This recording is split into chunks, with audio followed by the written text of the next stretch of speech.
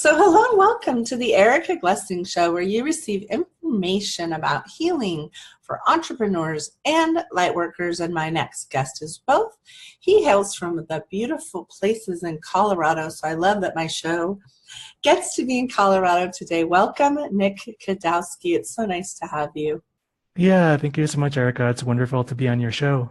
Yeah, I love it. I love some of the images on your website are so pretty. So why don't you just share like what got you into healing? What kind of drew you into being a healer?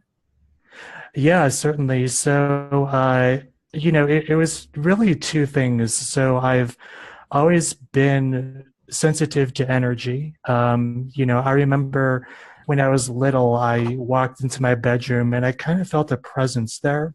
So I started looking around, and it ended up that one of my brothers was in my closet, Oh just no. hiding, trying to play a trick on me. And at You're that like time, busted. exactly. And at that time, I didn't understand, like, how did I know that someone was in my room without seeing them? It's kind of one of those weird things.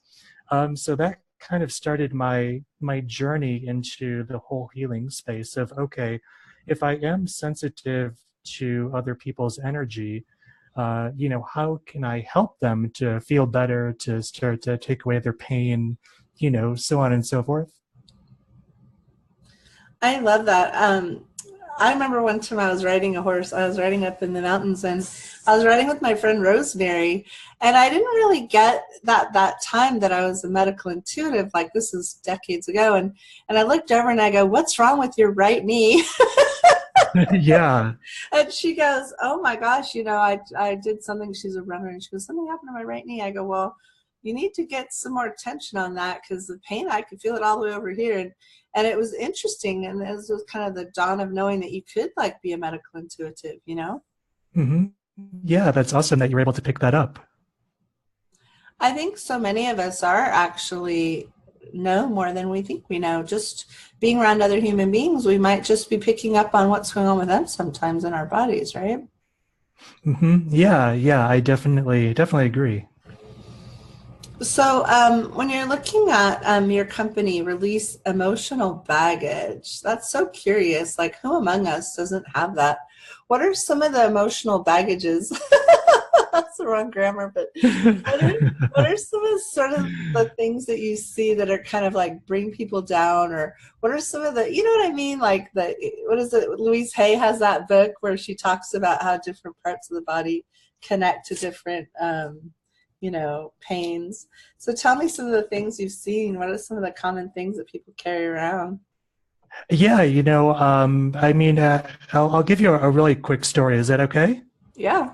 Yeah, sure. So, one of the modalities that I practice is called the emotion code. So, the basic idea behind it is that we trap emotions in our body, and then those emotions stay in our body, and they can contribute to acute and chronic pain.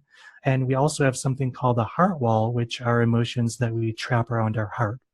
So I was working with a client once, and she was explaining how she felt this pressure on her chest. It felt like there was a rock on her chest, and it was something that would come and go.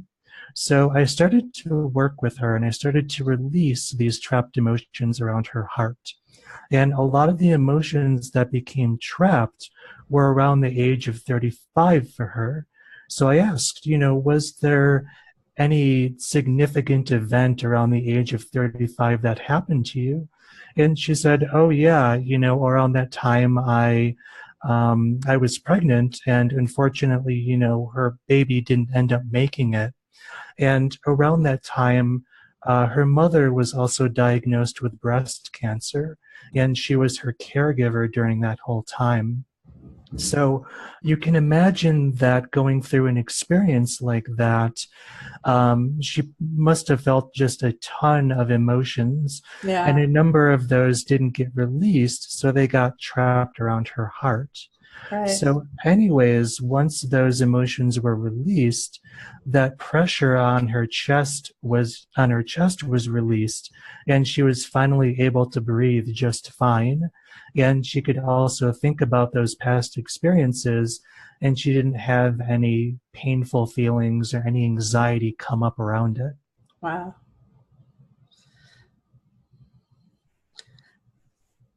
So when you're releasing it, then people are able to heal easier. Is that what you start seeing? Kind of their physicality changes pretty quickly once you're taking care of some of the stuff you've held in.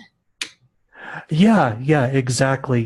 Because someone can go to a doctor, for example, and get some procedure done, and medically, their shoulder, for example, might be fine, but they say that it keeps on hurting. So when it's something like that, it's a pretty strong possibility that there can be trapped emotions stuck in their shoulder from the past that they Uh-huh. haven't released that are contributing to that pain. Wow. That's really fascinating. I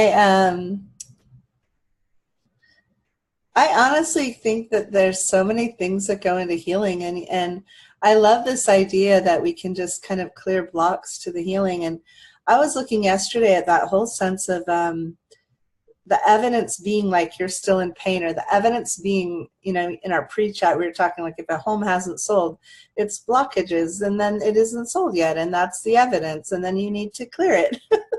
Because naturally we have, we can love, and naturally we're able to heal, right?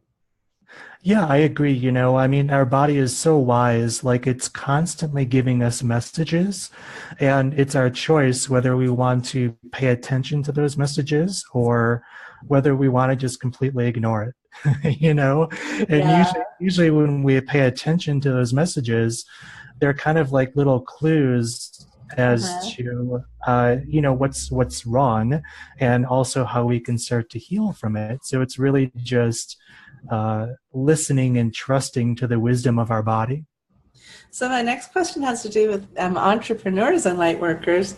Some people are blocked from building their business. Like they love it when they're in there hanging out with people doing their thing. But then when it comes to like building their business or asking for business, they can get kind of tripped up. So what would you recommend for someone who's, in learning about healing, or maybe they're already doing lots of good healing work and then they're kind of blocked in their business space? What would you recommend for them? Yeah, so I mean, as far as if they're blocked in their business, I would recommend, releasing their heart wall, releasing those trapped emotions that they have around their heart. Because, for example, when we're working with a client, we want to naturally send that client love, so that they can trust us. But if we have trapped emotions around our heart of anxiety and fear and disappointment from the past, what happens is we want to send that love, but that love has to go through those trapped emotions. And Mm-hmm. then when it comes out on the other side, it can be kind of this icky, distorted ball of, of energy, that the client then receives. And so from a business standpoint, that can often be like a mixed message, right? Oh, interesting. So the business owner has one message that they want to communicate, but the client receives a different message. So clearing those emotional blocks around the heart can help that message to become very clear.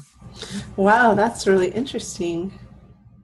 Yeah, I do think about us like radio beacons, like we're beaconing, we're sending out who we are all the time. And so if what we say and what we're beaconing are a dissonance, then people don't really know what's going on. They just kind of think you stink. Right. Like when you're in assonance, when you're like connected and you're being who you say and you're saying who you be, then your energy around you is a lot clearer. That's something I've always learned.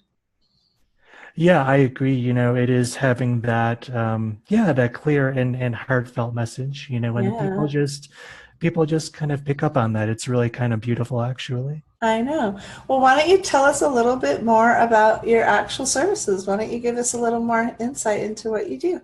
Yeah, certainly. So, my business is focused on helping people to heal their acute and chronic pain naturally without any harmful side effects.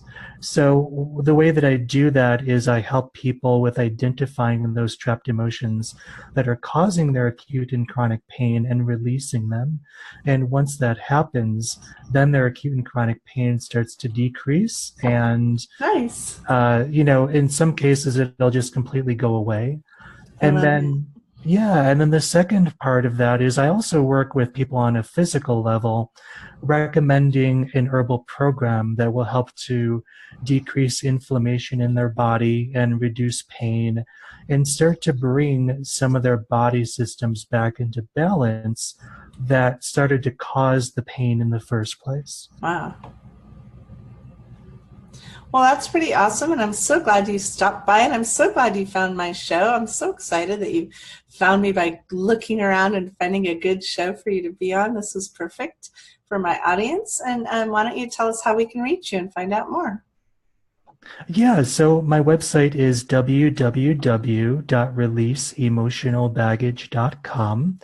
And on my website, they can sign up for a holistic pain relief toolkit where I share a couple of simple tools that they can use right Great. away to start Awesome. to find some relief from their pain. Awesome. Thanks so much. Have a great day, Nick. Yeah, thank you so much, Erica.